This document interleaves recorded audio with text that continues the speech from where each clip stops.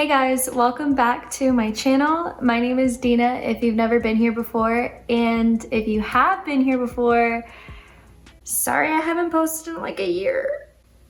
So I had this inkling, this epiphany that because I'm graduating in less than a month, that I should make a video about how I was able to graduate debt-free.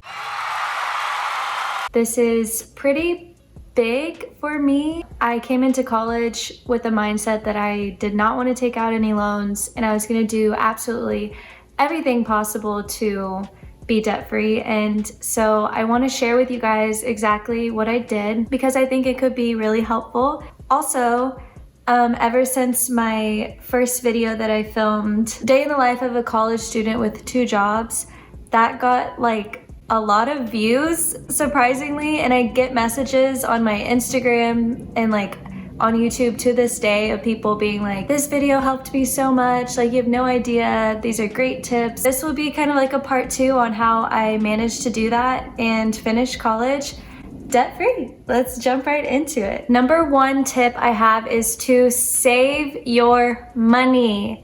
Save your money. It's so hard with people our age to just go out and as soon as you get a paycheck to spend it. But the benefits of saving your money is insane. For me, what I did was as soon as I got a paycheck, I put it away and I didn't even think about it or look at it. If you want to start investing into mutual funds and stocks, take some of that money that you have saved and start putting it there.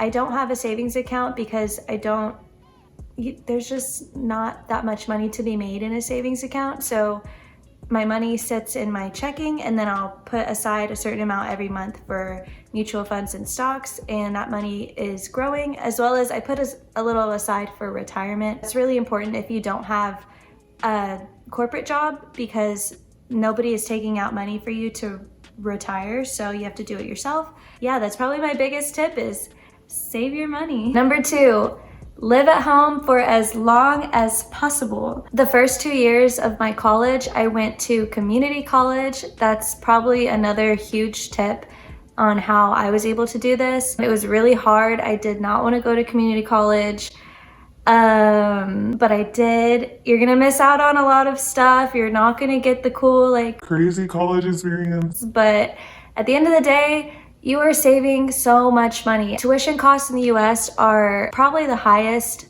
in any other country. For community college, I spent like $125 per class.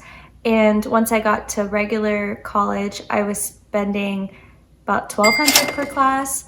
So the difference is huge. The savings are big. But what was my tip? Maybe that was a whole tip in itself.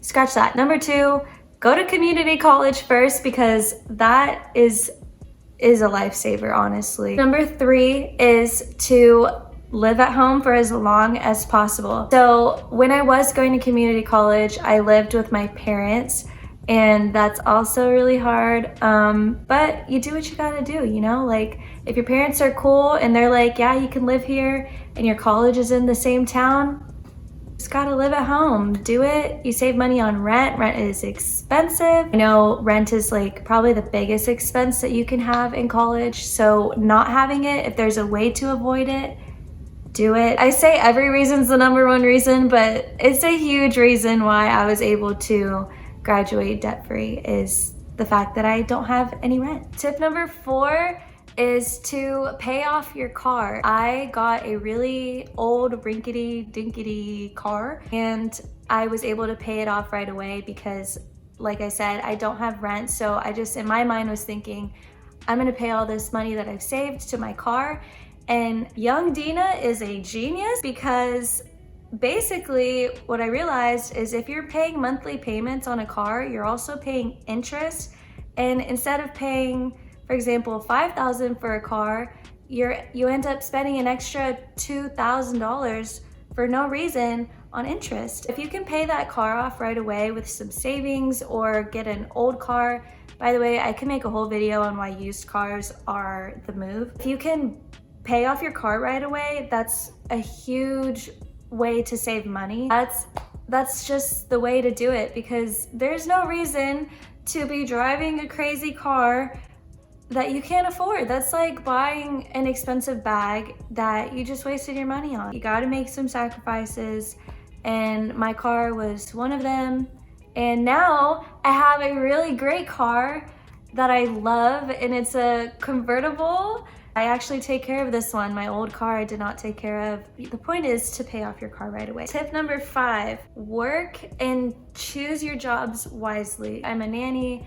Nannies get paid great, usually about $15 to $20 an hour. No, that's not something that everybody can do, but of course, choose your jobs wisely. If you can bartend at night or be a waitress or host or something where you get paid like a decent amount, I'd go for that. Like, don't overwork yourself for like minimum wage. Tip number 7, I don't know what number I'm on, is budgeting. I spend probably $300 on groceries, and that covers breakfast, lunch, and dinner and snacks. I spend probably about $120 on gas a month, $120 on car insurance, $100 I put towards retirement. Then of course I have like money set aside for entertainment and shopping, but that's not necessary. But I think if you're gonna like have this crazy like restrictive lifestyle, it's just not realistic. Like, you need to go out, you need to have fun. So I put money aside for that, and I really stick to it every month. I do not let myself go over a certain amount,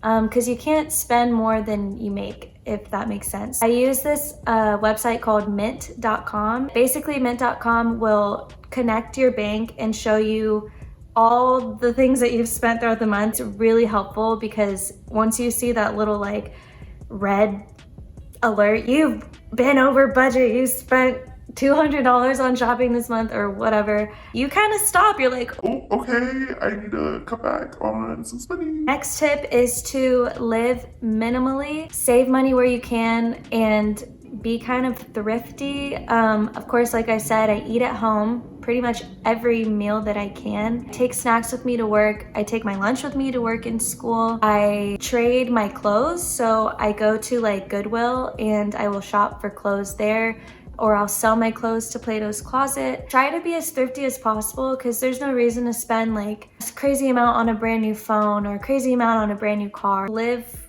kind of frugally so that you can afford tuition. Tuition's very expensive. My last tip is a good mindset. It cannot be overlooked. I set aside like Sundays to kind of reset and get my life together. Going through this whole process of paying for college yourself, and by the way, I didn't get any financial aid, so I did this without financial aid, paid it all by myself from savings.